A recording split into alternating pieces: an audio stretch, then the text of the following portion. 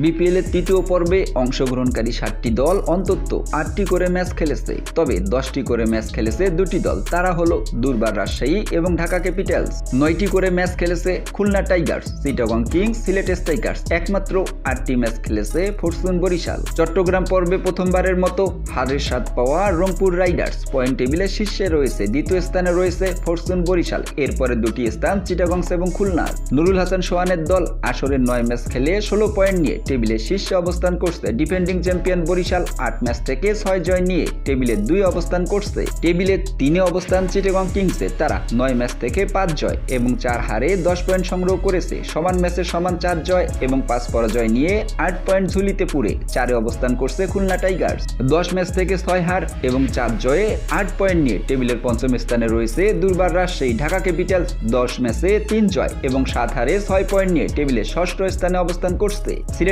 Strikers 9 ম্যাচে 2 জয় এবং 7 হারে 4 পয়েন্ট নিয়ে টেবিলের সপ্তম স্থানে এখন রয়েছে।